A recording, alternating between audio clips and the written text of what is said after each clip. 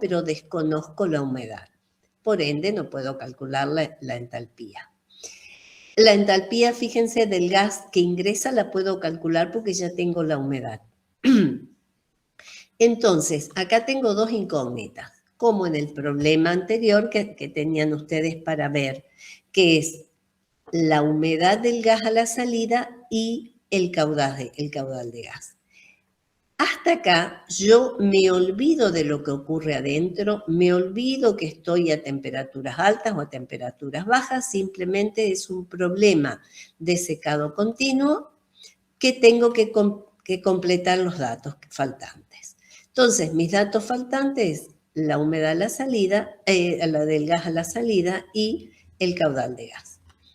Mediante balance general de masa y energía, igual, exactamente igual al problema que ustedes tenían que resolver, primero cargo los datos del calor específico de aire seco, del vapor de agua, del agua líquida y del sólido seco que tengo que secar, que esto aparece en el enunciado del problema.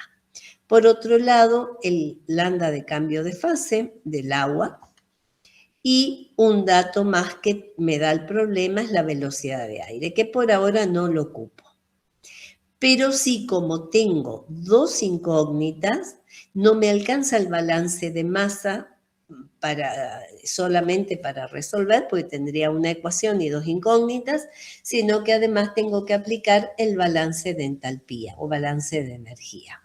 Yo acá no les presento todos los datos, todos los cálculos, porque se supone que esta parte, si no tuvieron dudas en el problema anterior, van a llegar sin problemas hasta acá. ¿Alguna pregunta? Esto lo tengo hecho en el Excel. Si les queda alguna duda, los vemos en el Excel para que ustedes... pero el planteo es... Necesito dos ecuaciones linealmente independientes para tener soluciones únicas, ¿no es cierto? Eso desde el punto de vista de las matemáticas. Y las dos ecuaciones es balance de materia y balance de energía. Y a partir de ellas puedo calcular estas dos incógnitas. En el problema en clase yo les mostraba en rojo y en verde de dónde iban saliendo cada una de las variables que les faltaba.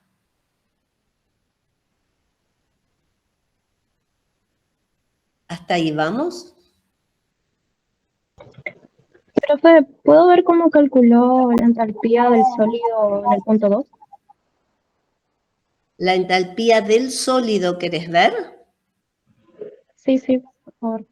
¿De salida? Bueno, le muestro en el Excel, entonces te queda más claro. Longitud de secadero, vamos a ver la entalpía. Creo que es este el problema, sí, los datos parecen ser los mismos. La entalpía del sólido en 2 la calculás a partir de ¿qué? Acuérdense que en el sólido el agua está en fase líquida y cuando calculan la entalpía del gas van a tener la del aire seco y la del vapor de agua. En el sólido tenemos sólido seco y agua líquida. Profe, no sé si solo a mí, pero a mí no me aparece el Excel. ¿No les aparece el Excel? No. Tengo que salir. No era tan sencillo. Tengo que salir. ¿Cómo compartir? Bueno, voy a tener que dejar de compartir y volver a compartir. Dejo de compartir y a ver si... No sé si hay algo más eficiente, pero... Ventana. Toda la pantalla.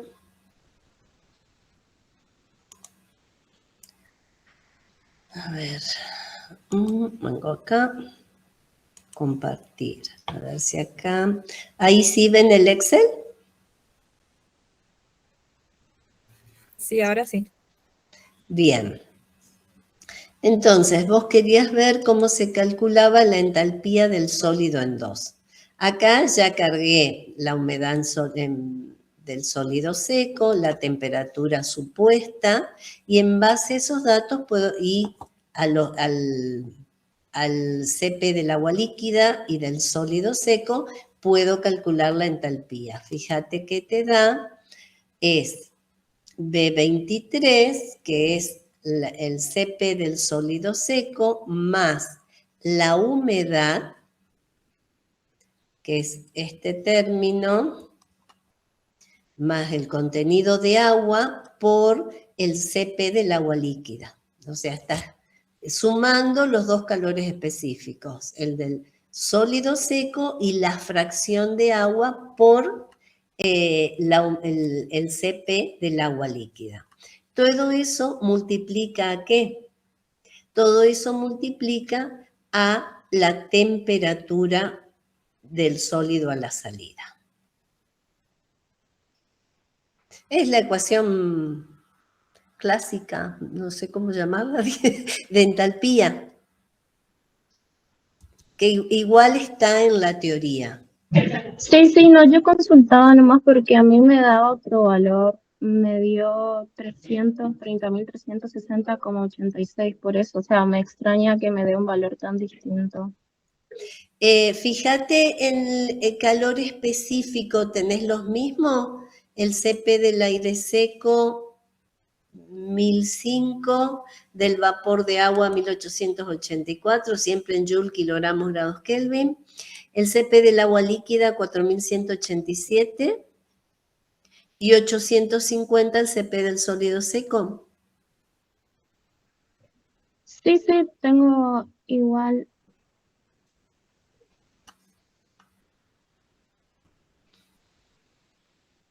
La temperatura en ese punto queda 383, ¿no? Sí. La En Kelvin. temperatura. Claro, porque yo le pasé a Kelvin. No necesitas pasar a Kelvin, porque te acordás que la ecuación original de entalpía viene aparece un delta T, que es acá la tengo, la entalpía del gas, por ejemplo, acá en el gas, en el sólido pasa lo mismo. ¿Se acuerdan que era la temperatura menos una temperatura T0 de referencia? Esa temperatura T0 la consideramos 0 grados centígrados y lo eliminamos. Entonces, la temperatura no hace falta que la pases a grados Kelvin, es el delta lo que te queda. Ok. Entiendo. Te queda exactamente en grados Celsius porque el delta de TG menos T0 son los 363 grados de la conversión. Por eso te da, en realidad tenés que tomar 110 grados centígrados nomás. Bueno, perfecto. Gracias. Ahora entendí. Bien. Algo más que acá les...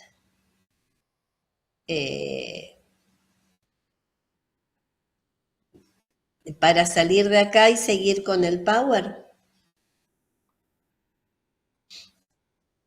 ¿Estamos hasta ahora? Sí, profe. Bien. Se voy a venir acá. Se vuelve medio lento esto porque tengo que dejar de convertir para poder entrar al PowerPoint. No hay un modo de, o al menos yo no lo conozco.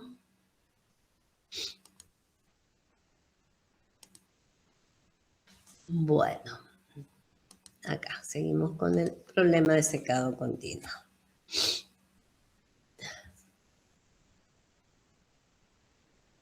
Bien.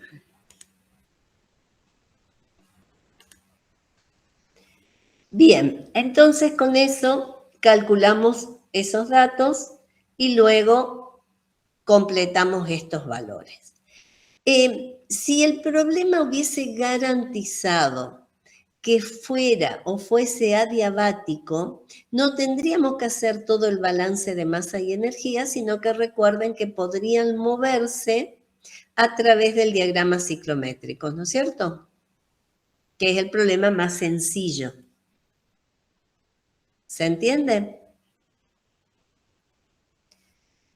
Bueno, Con esto ya tenemos entonces calculado la humedad en 1 y con eso podemos calcular la entalpía del gas en 1 y bueno, ya teníamos la entalpía del gas en 2, pero ahora ya tenemos G sub S también. Tenemos todos los datos de entrada y salida. Ahora sí podemos abocarnos a pensar en que es un problema de alta temperatura y ver cómo es el circuito de cálculo. ¿Se entiende? Ya tendríamos lo que hicimos anteriormente, fijándonos en este cuadrito, que es lo que vimos en teoría, y es el cuadrito copiado del Craval. A mí no me aparece el power, no sé si soy yo nomás. Ah, ¿no te aparece? No, creo que les puedo compartir. Ah, bien, volvamos hacia atrás. ¿Qué pasó acá?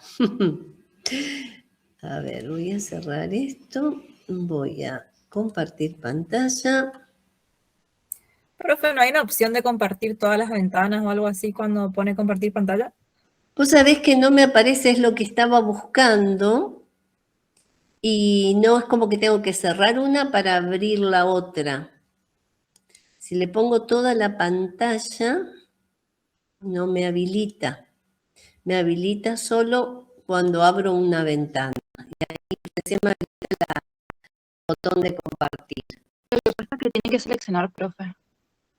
Primero tiene que ir a la parte de compartir la pantalla completa, selecciona y ahí recién puede compartir. Claro, que es lo que vengo haciendo. Pero lo que no encuentro es cómo pasar de...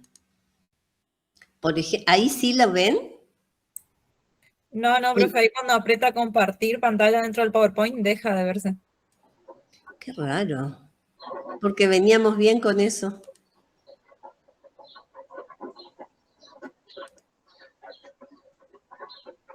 Le doy quiero compartir. Bien. Estoy acá, ahí Ahí ven. sí se ve ahora. Claro, pero yo ahora tengo que entrar al PowerPoint. Ah, bueno, ahí creo que está bien, que están... Sí. Ay, no, ahí sale, ¿no? Sí, ahí se sale, profe. Pero qué desgraciado. La verdad es que no. Veníamos muy bien. Compartir pantalla. Toda la pantalla. Compartir.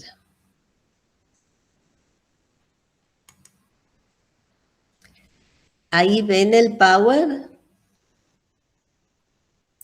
Sí, profe, ahora sí se ve. Bien. Bueno, entonces ahí estaríamos con todos los datos de entrada y salida. Dijimos, pasábamos a la segunda etapa, que era ya tratar el problema como una situación de un secado a altas temperaturas y que nuestro problema real ahora es el cálculo de la longitud del secadero, ya que los datos del gas y del sólido de entrada y de salida ya los resolvimos. Ahora lo que queremos saber es cuál es la longitud del secadero. Y de algún modo, si es un secadero rotatorio, una aproximación del diámetro.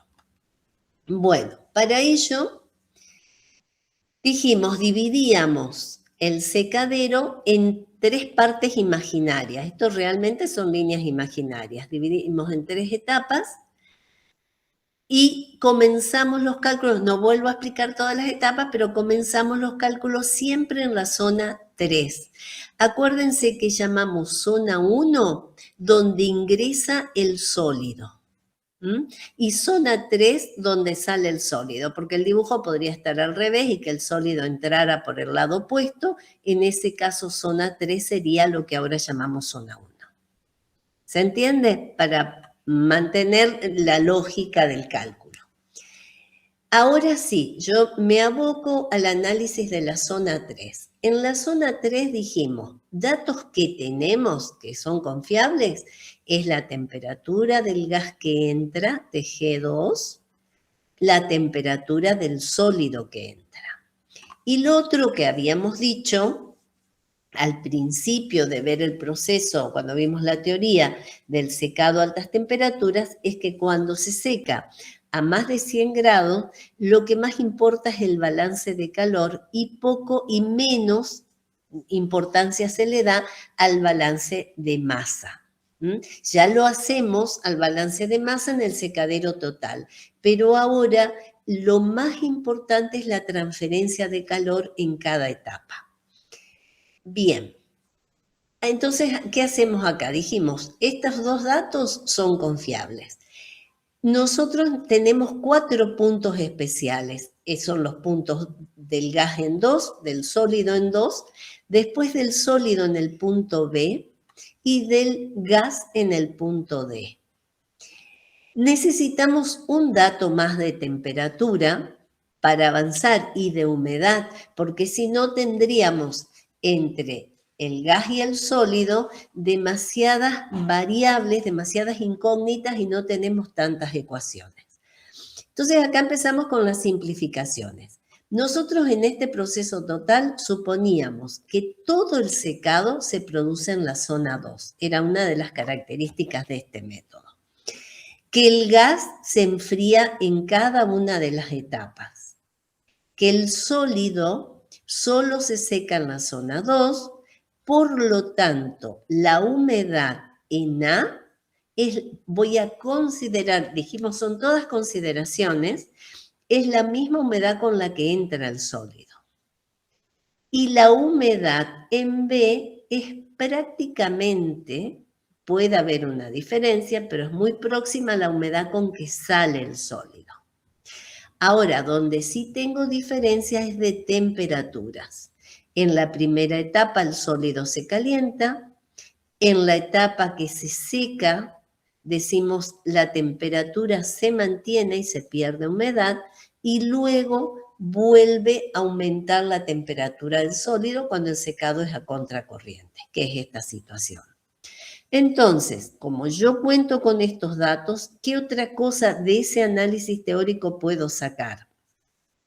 Que si esta etapa se seca el sólido y la temperatura se mantiene constante, es una etapa de secado prácticamente a velocidad constante, lo que nosotros consideramos a velocidad constante, y en la cual la temperatura del sólido se considera aproximadamente igual a la temperatura de saturación del gas.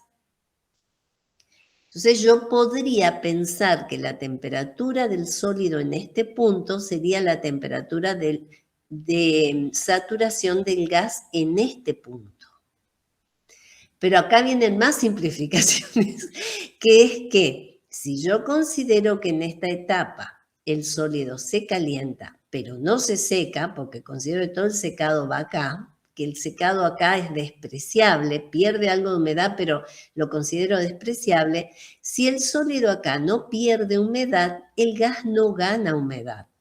Solo se enfría por transferencia de calor al sólido, pero el gas no gana humedad. Entonces yo puedo considerar que el sólido en B, es una terrible aproximación, tiene la temperatura de saturación adiabática que tiene el gas a la entrada. ¿Se entiende? Y es la primera suposición, que el valor de T de saturación del gas es la temperatura del sólido en B.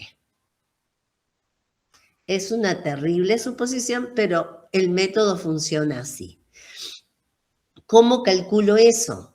Bueno, yo tengo los datos del gas acá, ¿no es cierto? Dijimos que necesito saber la temperatura de saturación del gas en estas condiciones, puesto que en esta no la tengo. Entonces, como tengo estos datos, y yo supongo que el gas no se humedeció, lo que hago es calcular esta temperatura de saturación para suponer que es la del punto B. Estas condiciones del gas las escribí acá, la temperatura del gas en 2 es 135 y la humedad absoluta 0,15. Y acá viene, otro problemita. El diagrama ciclométrico llega a 120. Mi temperatura es 135. Entonces, ¿qué hago? Con la misma escala, o sea, con una regla, mido 10 10 grados, sería la misma escala hasta marcar 10, y 5 grados más para llegar a 135, o sea, esto más esto lo tengo que sumar de este lado. ¿Se entiende? No tengo otra manera porque no cuento con un diagrama ciclométrico más amplio. ¿Estamos hasta ahí? Profe, Porque- ¿puedo explicar otra vez porque no se vio el puntero? ¿Lo ven acá abajo el puntero o no? Bueno, Sí, el sí. diagrama ciclométrico lo están viendo, ¿no es cierto? Sí, sí. Sí, sí. El diagrama vieron que si miro la escala de eje X de temperatura, dice 120 el máximo. Y mi problema dice 135 la temperatura del gas. Entonces, mi sugerencia es, cada 10 grados centígrados tiene la misma longitud el diagrama ciclométrico. Si ustedes ven abajo, de 20 a 30 mide exactamente lo mismo que de 110 a 120.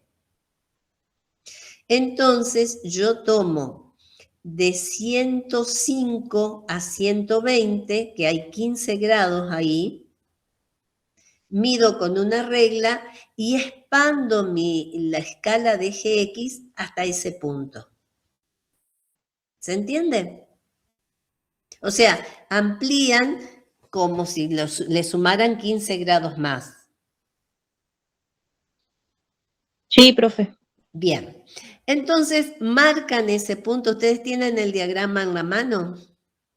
Como para ir trabajando juntos.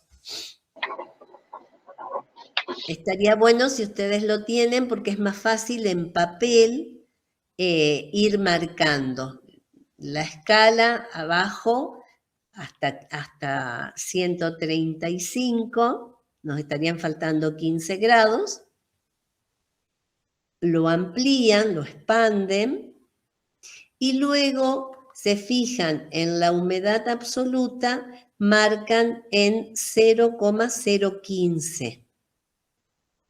Ese es el punto del gas que ingresa al secadero. 135 grados y 0,015 de humedad absoluta. ¿Lo pueden marcar en el diagrama?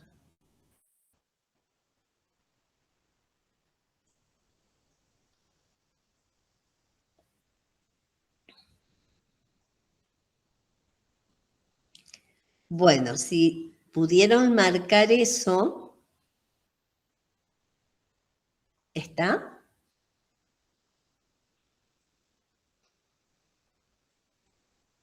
¿Sí? ¿Hasta 85 nada más? Sí, Sí, profe. porque tenemos el de lo contojo y ese va hasta 85. Hay uno en el aula que es hasta 130, sí. Claro, necesitarían, yo acá el que tengo, creí que les había subido es hasta 120. Por eso se puede sumar un poquito más, no es mucho. Desde 80 le tienen que sumar un montón. No les va a ser tan simple. Por eso es conveniente que utilicen un diagrama que por lo menos llegue, si consiguen uno de 130, genial. Yo conseguí este de 120, que les puedo subir al aula. En la sección de humidificación hay uno de 130. Bien. Entonces, si tienen hasta 130, solo le tienen que sumar 5 grados. Fíjense en la escala, cómo sumar cuántos centímetros serían 5 grados. En la escala del eje X, ¿no? Y eso extienden. Luego marcan en el eje Y el punto de humedad del gas de humedad absoluta, que era 0,015, a ese valor de 135. Cuando tengan ese punto, ese es el punto de ingreso del gas.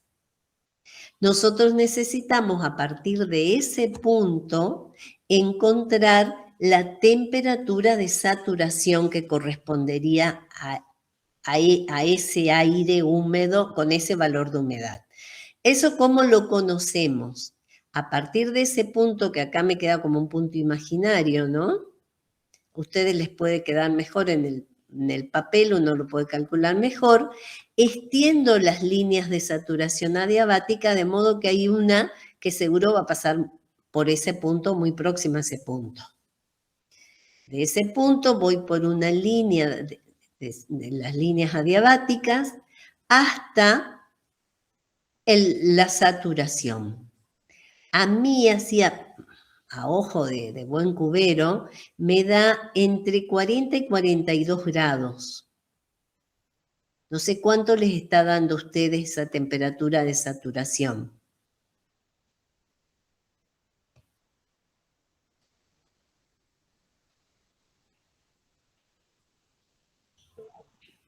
Yo también tomé 42. ¿42 te da? Perfecto. Sí. Bien, esa es la temperatura entonces. Claro, yo acá puse 40 porque es mucho más. Fíjense que es más correcto 42 por la siguiente lógica. 40 es la temperatura con que ingresa el sólido. Acá se calienta un poco. O sea, de mínima esto debería ser más de 40. 42 me parece más apropiado que los 40 que yo medí acá. ¿Se entiende? Entonces, con el diagrama ciclométrico y las condiciones del gas al ingreso, las condiciones del gas en este punto, van a calcular la temperatura de sólido en el punto B, que es esa temperatura de saturación que acabamos de calcular. ¿Estamos de acuerdo? Sí. Bien. Entonces ahora ya tenemos la temperatura del sólido acá, la temperatura del sólido a la salida, la temperatura del gas acá. Nos falta encontrar la temperatura del gas en el punto D. Eso todavía no lo tenemos. La humedad del sólido. La humedad del sólido considero que es la humedad en el punto A, este valor de humedad.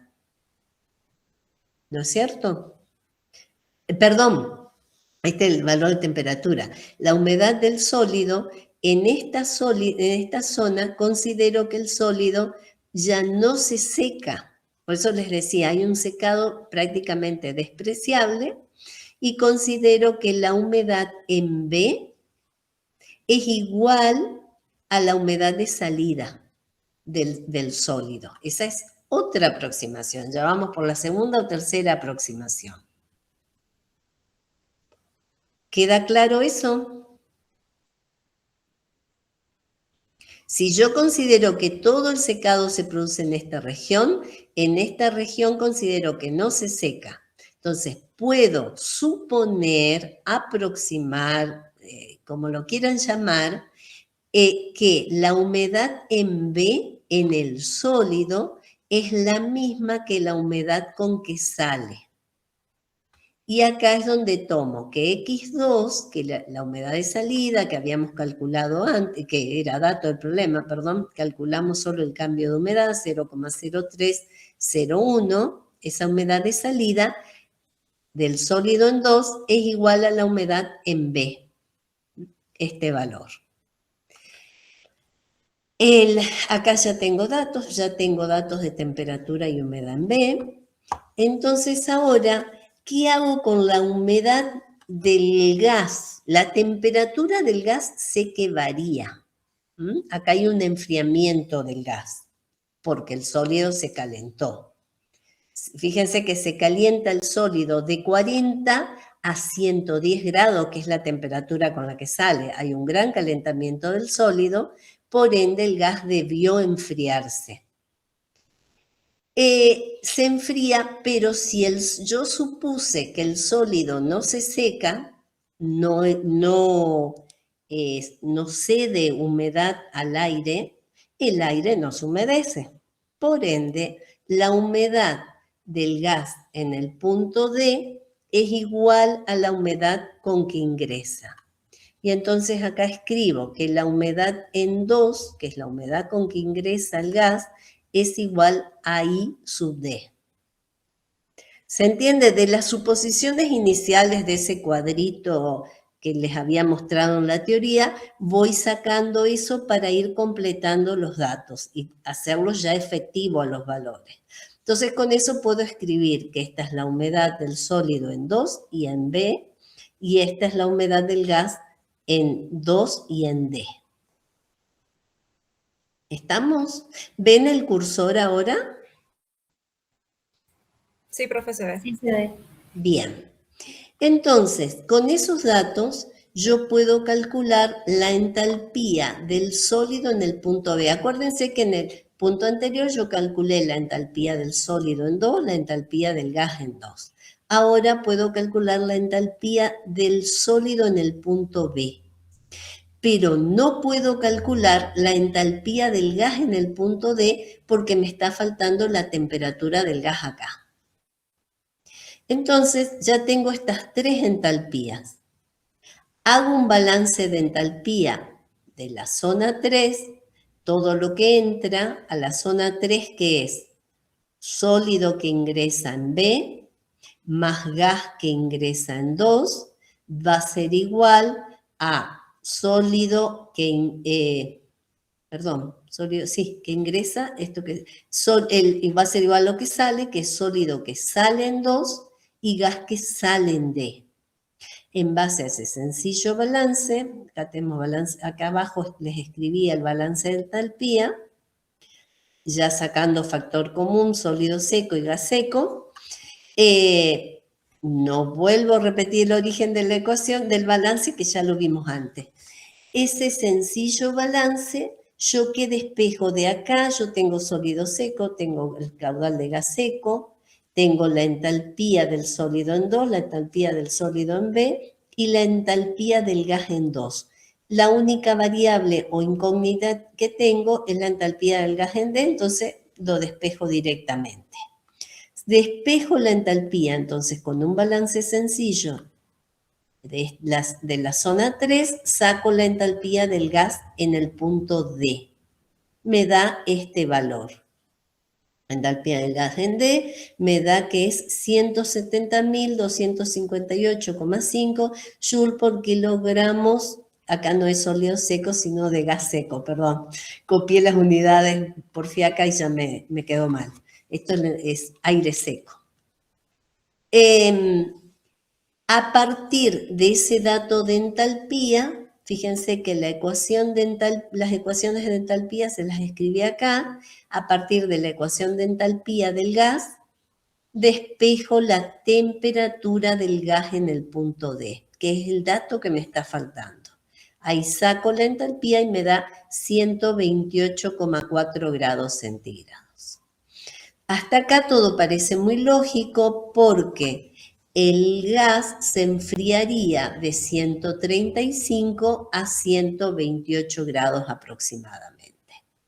¿Se acuerdan que yo les dije que en esto podríamos ajustar un poco más y eliminar un poco de suposiciones mediante una especie de bucle o de ciclo cerrado, que es, si yo ahora tengo esta temperatura es más próxima, la temperatura en D, yo podría ir al diagrama ciclométrico y hacer lo que hice hoy, con la misma humedad, moverme para encontrar TW más correcta en este punto. La temperatura de saturación del gas en D es la que corresponde a la temperatura del sólido en B.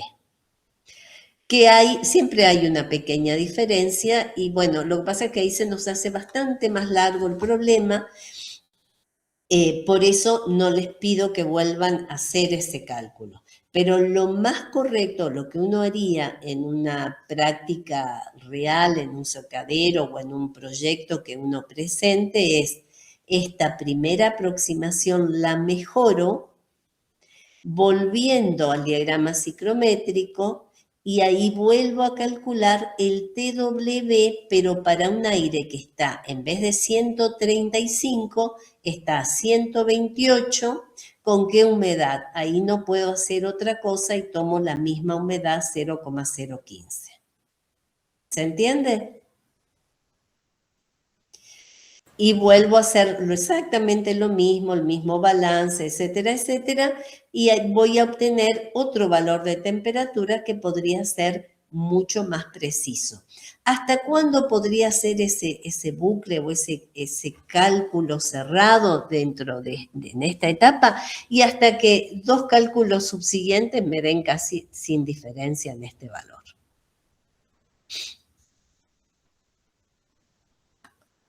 No sé si se entendió eso.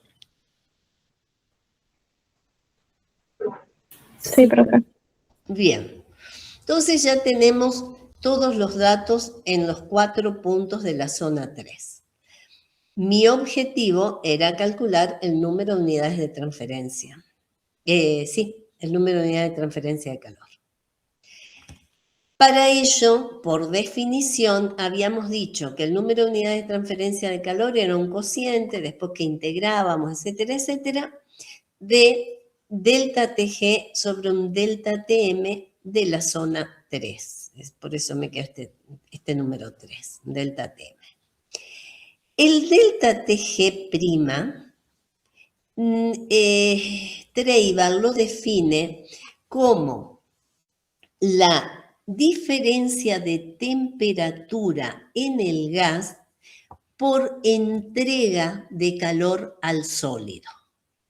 Así lo define el Treival y eso le permite trabajar con las entalpías para calcular el delta TG. Fíjense, a ver si yo acá les escribí, resumiendo, a partir de estas 2 ecuaciones, la ecuación de la entalpía del aire, entonces la entalpía del aire por transferencia de calor al sólido, ¿cuál va a ser? La entalpía del gas en 2 menos la entalpía del gas en D.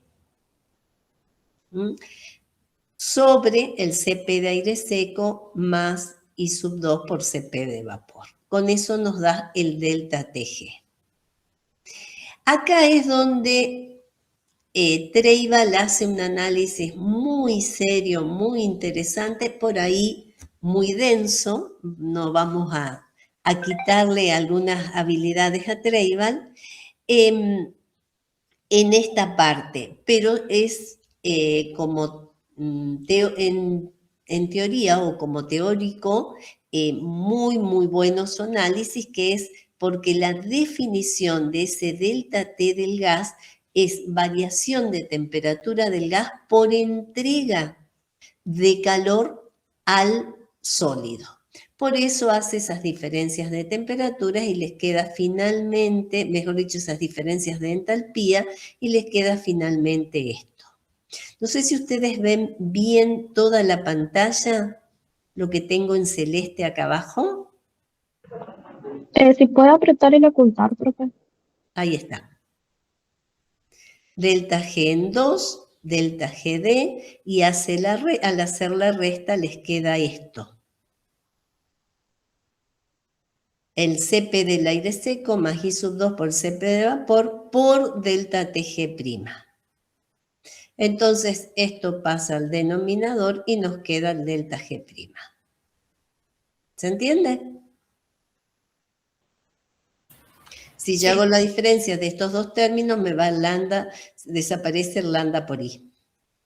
En otras palabras.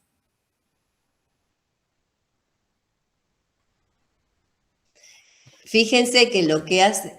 ¿se entiende esto o lo cuento como el cuentito? Bueno, por definición, vuelvo a repetir, el delta T G, el delta T'G, se lo define Treival y lo definen con otras palabras, por ahí el Ocontojo, Pero Treibal es muy claro en su teoría y él lo que dice es que es diferencia de temperatura del gas por simple entrega de calor al sólido. Entonces, esa entrega de calor, ¿qué es? Es una diferencia de entalpía, ¿no es cierto? Nosotros cuando hablamos de flujo de calor, hablamos como diferencias de entalpía. Entonces él dice, describe la entalpía del gas en 2 y la entalpía del gas en el punto D. La descripción clásica, ¿no? Dijimos, la entalpía del gas va a ser el calor específico del aire seco más el calor específico de la fracción de vapor, que es I por Cp del vapor. Todo multiplica a la temperatura del gas en 2 porque estamos con la entalpía en 2. Más lambda por I2. Si yo quiero escribir la entalpía del gas en el punto D, va a ser igual el Cp del aire seco más I sub 2 por el Cp, perdón, acá. Vuelvo a poner I sub 2 porque dijimos que el gas no cambiaba la humedad en el punto D. Sí cambiaba la temperatura. Entonces vuelvo a poner I sub 2 por el Cp de vapor, por la temperatura del gas en el punto D más lambda por I sub 2. Si yo hago la diferencia entalpía en 2 menos entalpía en el punto D, se me va lambda por I sub 2, me queda este término menos este término, saco factor común, lo que está entre paréntesis, y me queda lo que está entre paréntesis como factor común por la temperatura del gas en 2 menos la temperatura del gas en D. ¿Estamos de acuerdo? Esa diferencia de temperatura que Treibal hace todo este análisis entálpico para demostrar su principio teórico de definición de delta TG, Ocontojo, ahí está la diferencia, no hace todo eso, directamente dice, esa diferencia de temperatura, ¿cuánto es? 135 menos 128. Que cuando hacen todo este lío, calculan y les da exactamente lo mismo que 135 menos 128. Se los dejé escrito porque cuando lean el Treibal, y me tomo un rato en explicarle, Treibal hace todo un camino muy sinuoso, muy largo, porque hace exactamente este balance que por ahí no lo muestra, no me acuerdo si en ese problema lo muestra, pero es exactamente ese balance que hace las diferencias para despejar el delta TG', que no es más que la temperatura del gas en 2 menos la temperatura del gas en D. Ocontojo hace el camino directo y pone 135 menos 128. A los dos le dan lo mismo. ¿Se entiende? Por eso quería contarles cómo lo hacía. Entonces, con eso, nosotros ya tenemos el primer término del NTOG. Diferencia de temperatura entre el gas en 2 menos el gas en D. Lo pueden hacer directamente como 135 menos 128. Les va a dar lo mismo. Si hicimos bien todos los pasos anteriores. ¿Cuándo se puede producir una diferencia entre este análisis teórico y este? Cuando nosotros vayamos corrigiendo los valores de I sub 2, por lo que decíamos, y hagamos un bucle y corrijamos la temperatura y con eso haya alguna corrección de humedad. Si no, se va a mantener lo mismo que dice Ocontojo. Es esta temperatura menos esta sin hacer todo este lío. En fin, cualquiera de los dos caminos, así como venimos trabajando, les va a dar el mismo valor. Es 135 menos 128,45. Ustedes podrían corregir estos dos buclecitos de corrección de este valor de temperatura y el significado teórico y el cálculo va a ser el mismo. Esa última temperatura que ustedes calculen acá corregida va a ser 135 menos esa última, el delta TG'. Bien, ahora el delta T medio en esta región es el delta T en la zona 2, entre el gas y el sólido, y el delta T en esta zona entre el punto D y B de gas y sólido.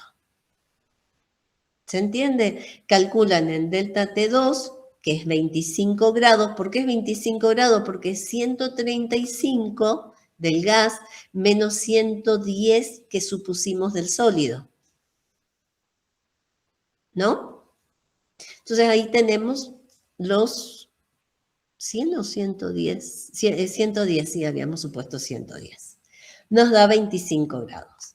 En esta región, el otro extremo de la zona 3, la diferencia de temperatura va a ser la diferencia que hay entre B y D, o sea, temperatura en D menos temperatura en B. En D, ¿qué temperatura tenemos? En D es esta temperatura, 128,45, menos la temperatura en B. En B era la temperatura de saturación, esta estaba mal, ustedes calcularon mejor y es 42 grados. ¿Estamos de acuerdo? Entonces, esa diferencia entre B y D, o sea, 128 menos 40 en este caso, y los valores mejores que son los que tienen ustedes, va a ser 128 menos 42. Les da este valor 88. Ya tenemos delta T2, delta TD, y con eso calculamos el delta T medio, que es como se calcula en transferencia de calor, como la media logarítmica. Acá está escrita la ecuación, y calculamos el delta T medio, que nos da 50,22 grados centígrados. Con esos dos valores puedo calcular el número de unidades de transferencia de calor en la zona 3, que haciendo el cociente de 6,55 sobre 50,22 para estos datos, me da 0,13.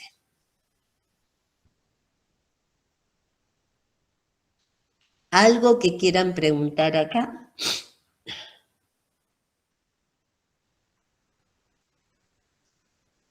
¿Pudieron ir calculándolos? Yo lo hice lento y hablé bastante como para que en ese tiempo ustedes con el celular, con la calculadora, vayan verificando esos valores y que no les queden dudas cómo se rastrean esos. Igual les repito, en Treibal está perfectamente explicado este tipo de problema y en el Ocontojo también. No toman ninguna cosa diferente que no sea el delta TG medio, que les repito, Treibal hace una explicación larguísima de esto que traté de compilarles, y Ocontojo se va al otro extremo, les hace la diferencia sin explicarles nada, pero viene de que termina siendo esto, TG2 menos TGD, esa diferencia de temperaturas. ¿Vamos hasta acá?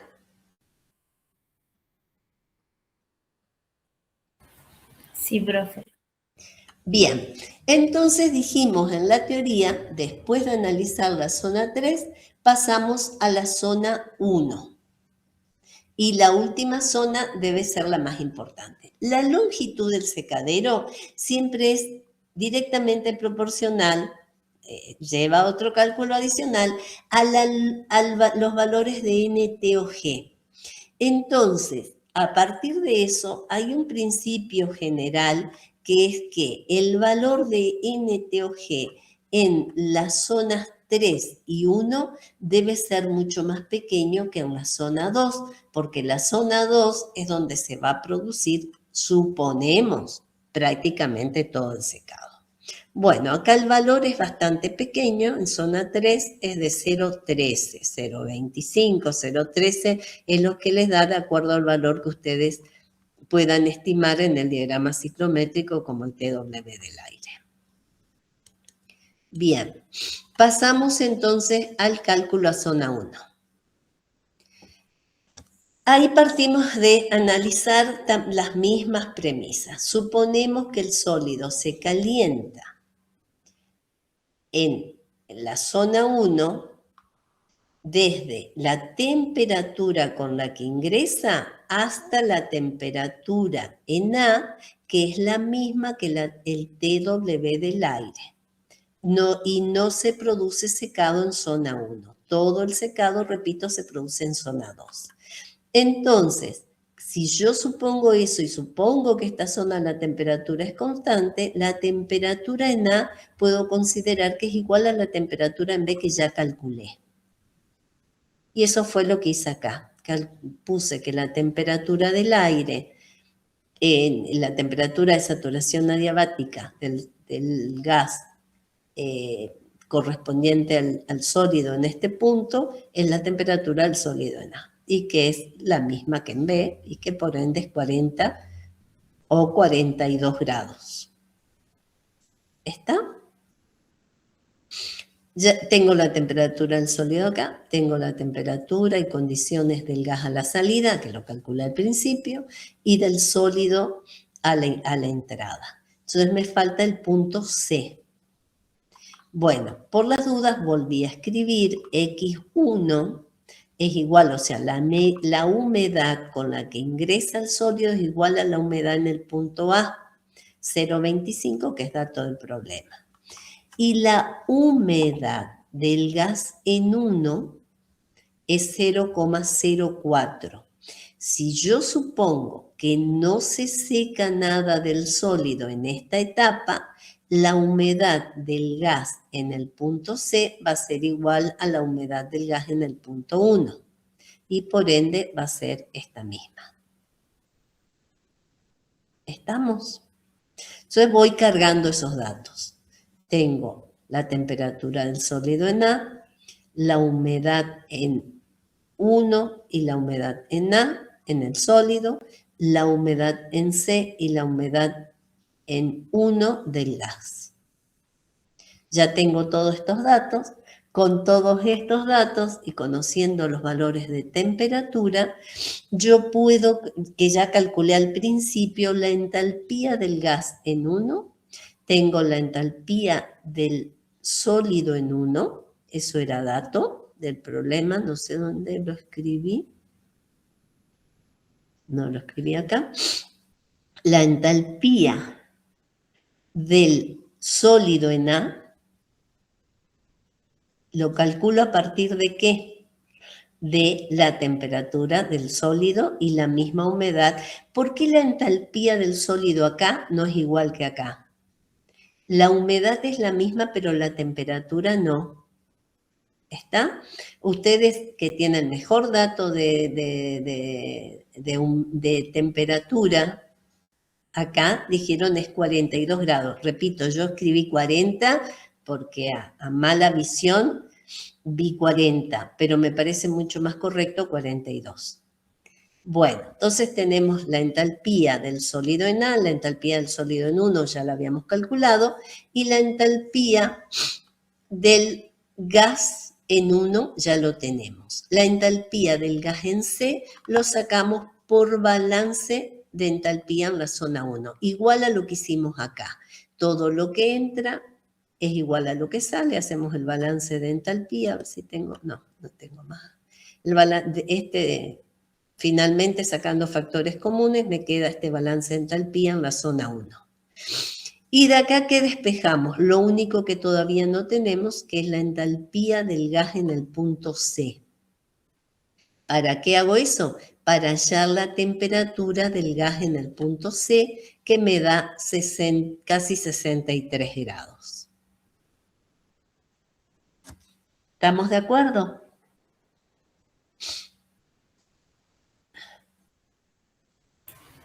Sí, profe.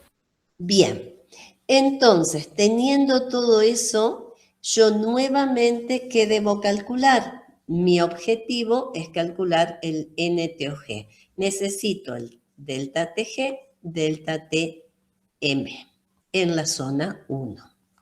El delta TG, vuelvo a repetir, de acuerdo al Ocontojo, ustedes pueden calcular directamente como la temperatura del gas en C, que es 62,74, menos la temperatura del gas a la salida, que creo que era 60. Ahí les da 2,74. Acá me dio 2,84 por redondeo de estos datos, me quedó ese valor.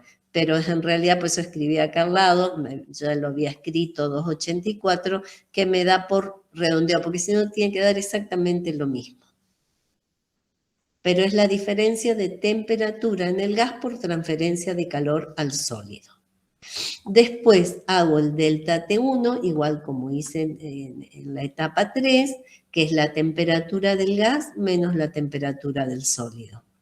La temperatura del gas creo que era 60, y la temperatura del sólido, ¿cuánto era que entraba? Volvamos atrás. 26. 26 grados, exactamente. Va a ser 60 menos 26. La temperatura acá en 1, el delta T1. Me da 34. Y la temperatura en este extremo, ese delta T en este extremo, va a ser 62,74 menos, en mi caso 40, si tomara esta cifra, y si ustedes tienen 42, sería menos 42, que es la temperatura en A. Con eso tienen el delta T AC. Teniendo delta T1, delta TAC, vamos al delta T medio, que es la media. Sí.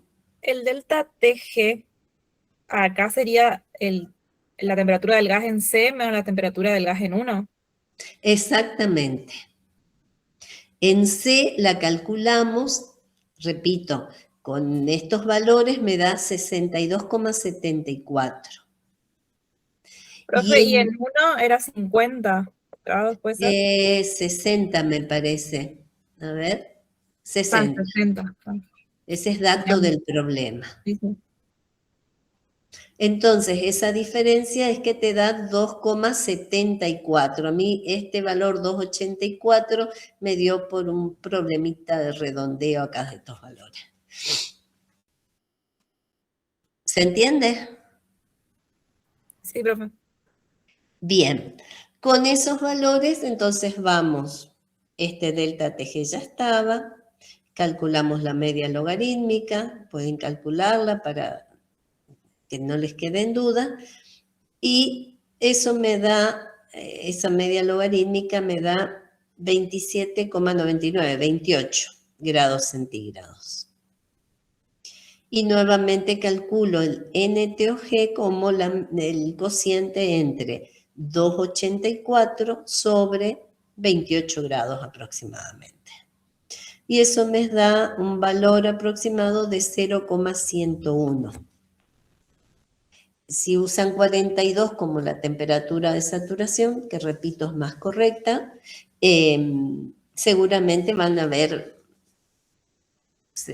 alguna diferencia en los valores. Pero van a estar muy, muy próximos. Con eso cerramos y fíjense que tenemos datos en todos los puntos ya para hacer el cálculo del NTOG en la zona B.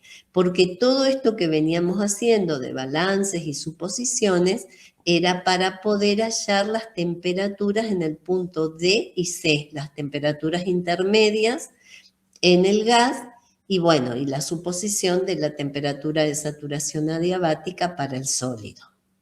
Como ahora ya lo tenemos, digamos, el análisis en la zona 2 es un poco más sencillo. En la zona 2, ¿cómo calculo el delta TG? Y directamente, como D menos C, que ya lo tengo, no hago... porque hice en los análisis anteriores, repito, pude calcular la temperatura en D, la temperatura en C. Entonces sale directo el delta TG. Para los datos que yo tengo me da 65,71. Luego, tengo que calcular para el delta T medio, yo voy a necesitar ese delta T entre B y D, que ya lo calculé, el delta T BD, y el delta T AC ya lo calculé. Fíjense que recuerden estos valores, 88, perdón, y 22,7, vuelvo atrás, BD, lo calculé en la primera etapa, es 88,45, que es BD, este delta, y el delta AC, lo calculé para la zona 1, AC es 22,74. No vuelvo a calcular eso. Cargo nomás esos datos para poder calcular el delta TM. Delta TBD menos delta TAC sobre la media logarítmica. Me da 48,38 para estos valores. Y entonces, el número de unidades de transferencia de calor en la zona 2 va a ser el valor de delta TG, que vale 65,7, sobre el delta TM, que me da 48,38, y eso me da un valor de 1,36 aproximadamente. Eso es mucho más grande que lo que nos daba en la zona 1 o en la zona 2.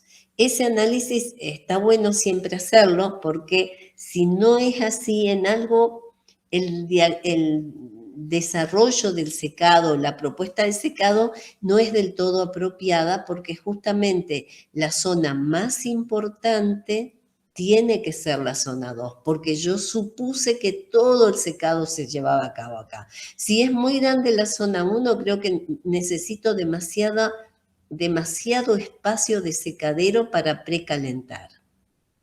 Entonces, siempre esta debería ser la zona más importante, la zona 2. ¿Vamos hasta ahí? Bien.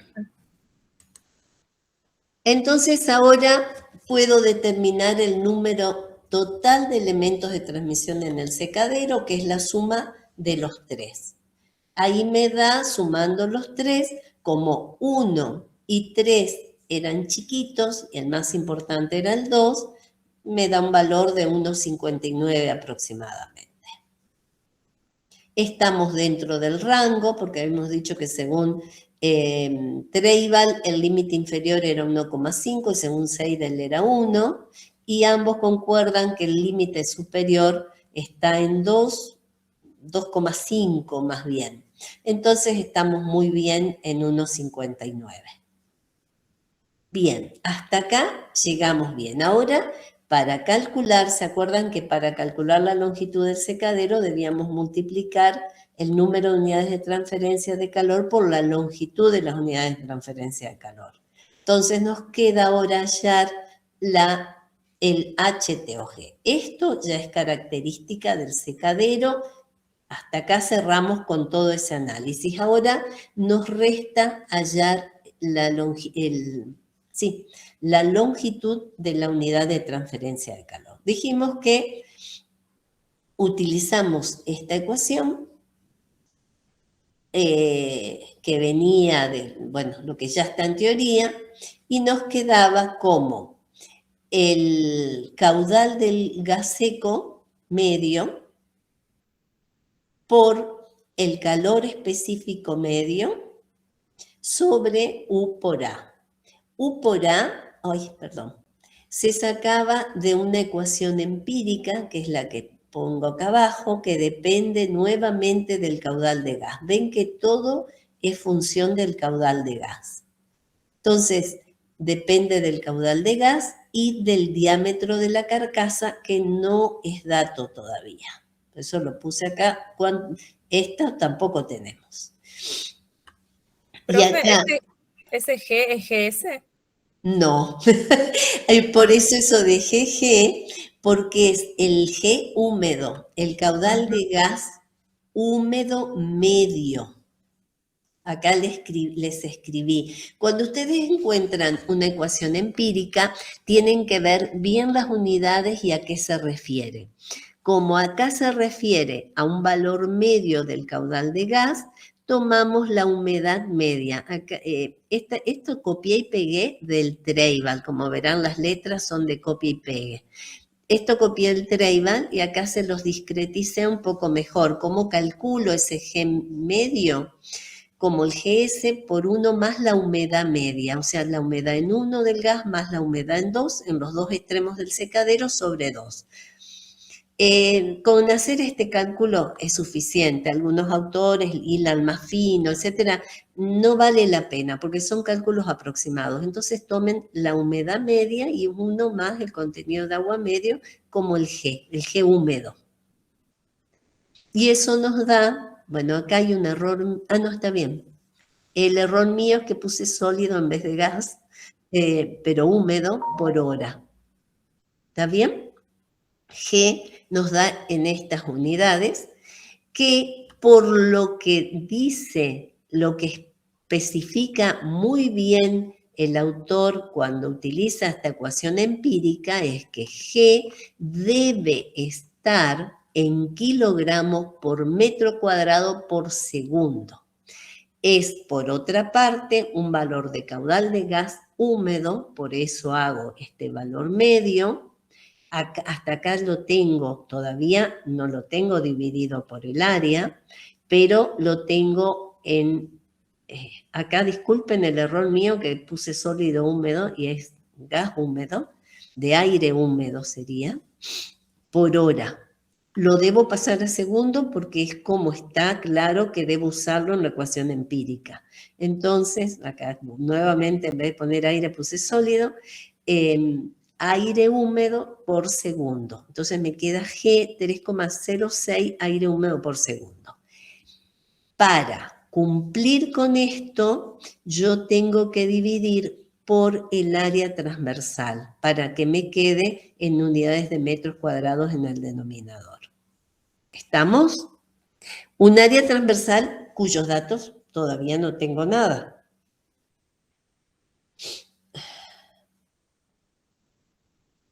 ¿Estamos de acuerdo hasta ahí? Sí, profe. Sí, profe. Ese área transversal, a su vez, la voy a necesitar porque este término T sub D que pone Treibel para esta ecuación empírica, que esta ecuación, dicha sea de paso, también está en el Perry. Es una ecuación empírica que se utiliza muchísimo. Necesitamos el diámetro de la carcasa. Ese T sub D es diámetro de carcasa. No sé por qué usan esa nomenclatura, pero como copié la ecuación del Treibel, debo encontrar ese diámetro de carcasa que a su vez es lo que voy a usar para el área transversal, para poder hacer el cambio de unidades y aplicar esta ecuación. Bien. Paso a ver cómo hago. Bueno, acá yo podría, una ecuación que tengo es, bueno, por un lado hay un dato que todavía no utilicé de este problema, que es la velocidad del aire. Me dice que hay una velocidad límite de 1.5 metros por segundo.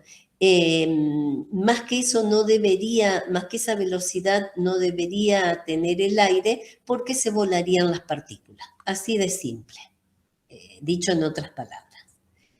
Bueno, entonces acá voy a hacer un cambio de unidades en el caudal de gas húmedo, de manera que me quede en metros cúbicos por kilogramos de aire seco. Para eso, ¿qué utilizo? Utilizo el volumen específico que lo puedo sacar del diagrama ciclométrico directamente en las dos condiciones del gas, o hay una ecuación empírica, yo no me acuerdo si esta estaba en el Treibel o en el Perry. Les voy a mentir si les digo que saqué directamente del Treibel porque no me estoy acordando. Pero bueno, puedo utilizar esa ecuación y calcular, o repito, puedo sacar del diagrama ciclométrico. Multiplico el G sub S por el volumen específico del gas y cambio nuevamente las unidades, me dan el metro cúbico por hora, que lo puedo pasar a metros cúbicos por segundo. Luego tengo la velocidad del aire. Y si yo multiplico G sub S por el volumen específico, por la velocidad del aire, eso me da el área. Yo creo que les escribí, sí, acá escribí. El área En otras palabras, esta ecuación debería estar arriba de este recuadro, de esta pantalla de PowerPoint, porque el área la voy a calcular como G sobre la densidad del aire, que es la inversa del volumen específico del aire, ¿no es cierto? O sea, G por volumen específico es lo mismo que G sobre densidad. La ecuación que aparece en física para el área cuando está circulando cualquier gas, sea para congelar sólidos, congelar sólidos en una cámara de congelado o para secar en un secadero, es G por el volumen específico o G sobre densidad de aire por velocidad de aire. Esto es muy interesante porque yo acá estoy incorporando dos cosas. Lo que quiero buscar, mi limitante del problema, que es un cálculo que ya lo hice en base a los balances de masa, bla, bla, bla, que es G, que es el caudal de gas, independiente de las unidades, pero que todo salió de balances de materia. Y mi segunda limitante, que es una limitante física, que es la velocidad del aire. Si yo supero 1,5 metros por segundo, empiezan a volar las partículas, que no quiero. Entonces eso también me limita el área. Bueno, a partir de eso, que ya tengo todos los datos, calculo el área. Eso me da un valor, hago el cálculo, 2,35 metros cuadrados, que lo voy a necesitar acá. G sobre área, el último G que calculé, 3,06, sobre 2,35, me da el valor de G que debería ir en esta ecuación, por las unidades. Pero además, este valor de área me va a permitir calcular este otro término de esta ecuación empírica, que es el diámetro de la carcasa. Porque como es un secadero rotatorio, yo supongo que tiene un área constante, un área transversal constante y circular. Entonces, es pi por diámetro cuadrado sobre 4. Y de acá, sabiendo que el área es 2,35, que ya lo calculé con las condiciones de secado, salió esta área, voy a poder despejar el diámetro de carcasa. El número pi lo conozco.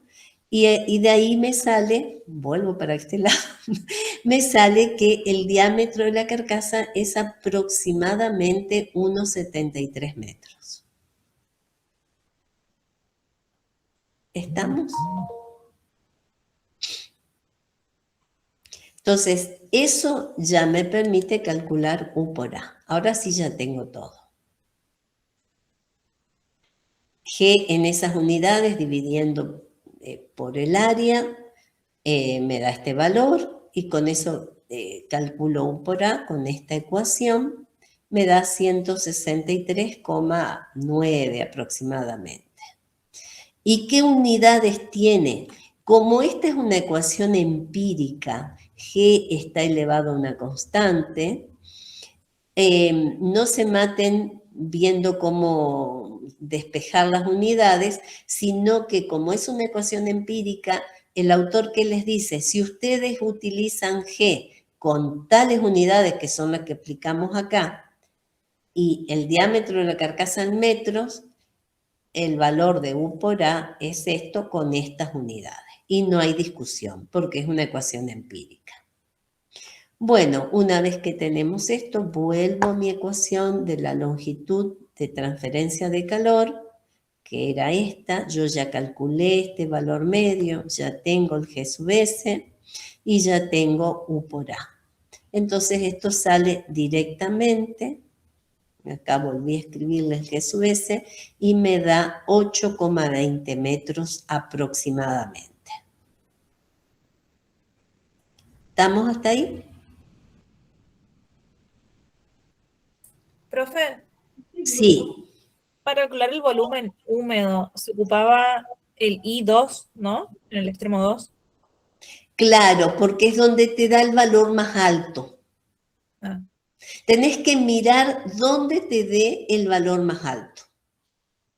Y ese I usar sería. Y ese y usar. Ni siquiera trates de memorizar nada. Utiliza el que te da el valor más alto, que con eso muchos autores, repito, yo voy aproximando porque hicimos tantas suposiciones.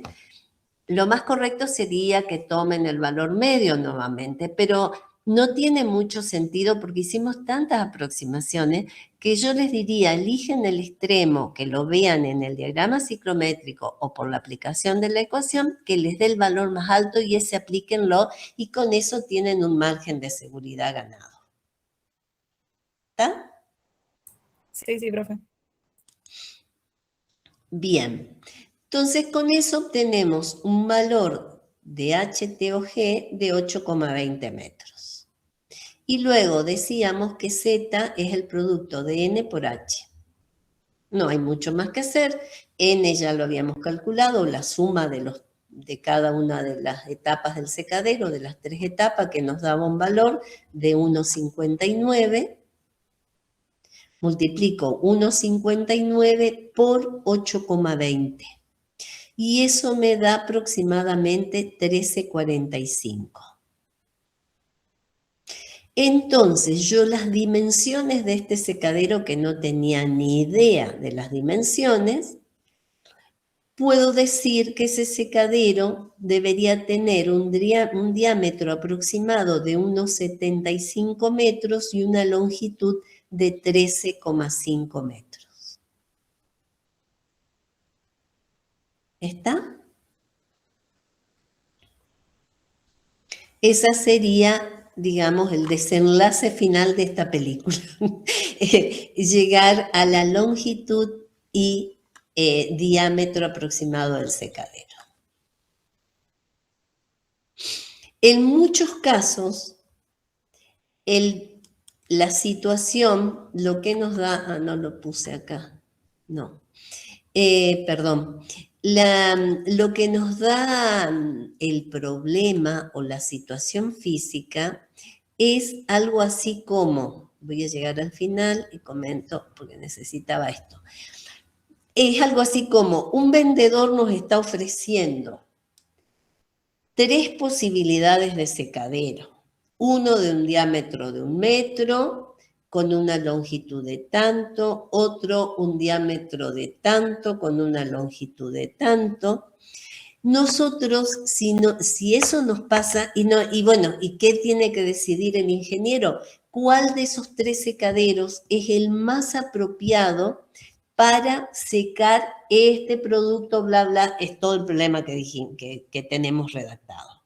¿Se entiende? Esa es una situación de ingeniería real. Es decir, porque estos secaderos no es que me da eso y yo voy a encontrar un secadero rotatorio en Misiones que tenga justo unos 75 de diámetro y una longitud de 13,5. Me va a ocurrir el problema inverso. Tengo 2 o 3 opciones y ¿cuál de esas 3 sería la más apropiada? Bueno, en ese caso, lo que uno hace es la resolución completa del problema y observa cuál es el que anda mejor. Yo tenía otro problema, a ver si les puedo... Capaz que se lo subo, lo charlamos la próxima clase. Voy a subírselos al Moodle y se los muestro la próxima clase, por lo menos la parte final, sin hacer todos estos pasos. ¿Cómo lo elegimos cuando aparece esa situación? Yo hago todo el cálculo y me da, este es el ideal. Pero ¿qué hay si tengo uno de 1,7 por 9 metros? Lo más probable es que no me alcance. ¿Está? O uno de 1,7 por 15 metros. Bueno, ese sí me va a alcanzar porque estoy en las especificaciones. ¿Se entiende?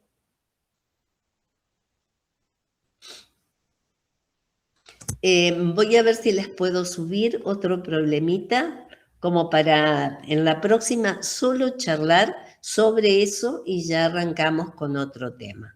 Pero a mí me interesaba ver detenidamente con ustedes y sobre todo que tengan el diagrama ciclométrico al lado. Y bueno, creo que no fue una mala elección hacerlo online porque la lluvia acá no ha parado. Así que espero que hayan podido trabajar con cierta comodidad desde la casa. Como la clase es la clase, sin que eso nos... A ver si puedo... Uy, perdón. No estoy pudiendo desconectar acá. Dejar de compartir. Lo que se espera es que ustedes pregunten todo lo que quieran, ¿eh? Pregunten, discutan, como si estuviéramos en clase.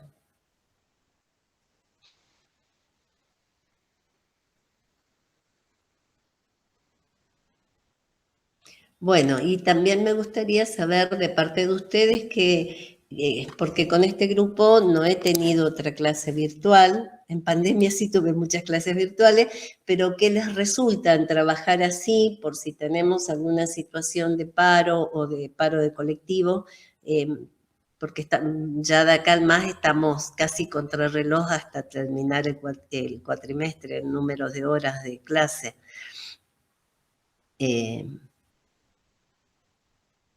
No sé si les sirve de la misma manera dar la clase así virtual, lentamente, que ustedes puedan preguntar.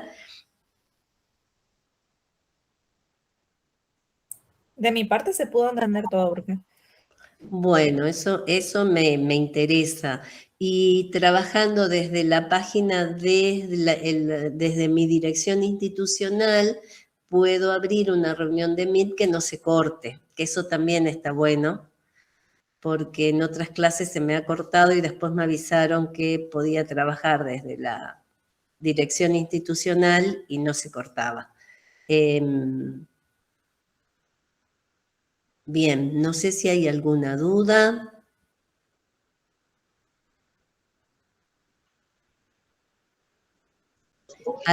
¿Algo más que quieran ver? Profe, con respecto a la teoría en el examen, Sí. por lo general suelen ser preguntas así como para completar uno, desarrollar, o solo suele ser más para marcar verdadero o falso o ese sistema. A ver un poquito. Puede haber algo de desarrollo porque el segundo parcial va a entrar la parte de secado continuo, que es lo que estamos viendo ahora, y todo lo que es destilación. Entonces, en destilación, posiblemente en secado no tengan mayor desarrollo, hay menos posibilidades de desarrollo en secado, porque son los balances nada más. Sí podría entrar dos secaderos distintos, o que ocurre en un secado a contracorriente, con las ecuaciones, pero son desarrollos sencillos. Y después siempre aparecen análisis más concretos, que son las ecuaciones, los puntos a marcar o a completar.